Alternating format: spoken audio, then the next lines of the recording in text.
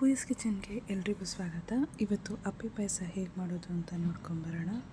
ಮೊದಲಿಗೆ ನಾನು 1 ಲೀಟ್ರ್ ಹಾಲನ್ನು ಇಲ್ಲಿ ಕುದಿಯೋದಕ್ಕೆ ಅಂತ ಇಡ್ತಾಯಿದ್ದೀನಿ. ನೀರು ಯಾವುದೂ ಮಿಕ್ಸ್ ಮಾಡಿಲ್ಲ. ಹಾಗೆ ಸೈಡಲ್ಲಿ ಗೋಡಂಬಿಗೆ ಬಿಸಿನೀರು ಹಾಕಿ ನೆನೆಯೋದಕ್ಕೆ ಇಟ್ಟಿದ್ದೀನಿ.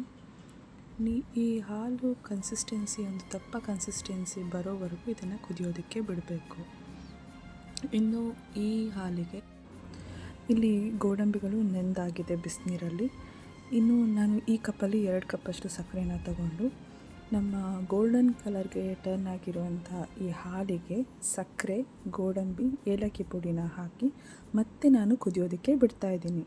ಒಂದು ಸೈಡ್ ಹಾಲು ಕುದೀತಾ ಇರಬೇಕಾದ್ರೆ ಈ ಸೈಡ್ ಹಪ್ಪಳ ಮಾಡ್ಕೊಂಬರೋಣ.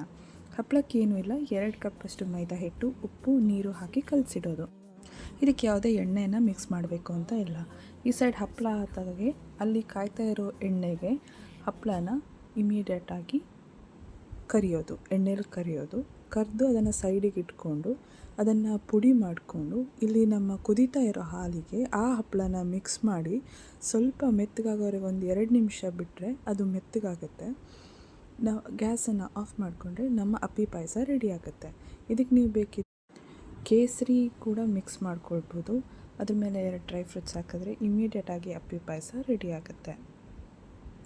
ಈ ಎಲ್ಲ ರೆಸಿಪಿಗಳನ್ನೂ ನಾನು ಕಷ್ಟಪಟ್ಟು ಮಾಡ್ತಾ ಇರೋದ್ರಿಂದ ಪ್ಲೀಸ್ ನನ್ನ ಚಾನಲ್ಗೆ ಸಬ್ಸ್ಕ್ರೈಬ್ ಆಗಿ, ಲೈಕ್ ಕೊಡಿ ಅಂತ ರಿಕ್ವೆಸ್ಟ್ ಮಾಡ್ಕೊಳ್ತಿದ್ದೀನಿ.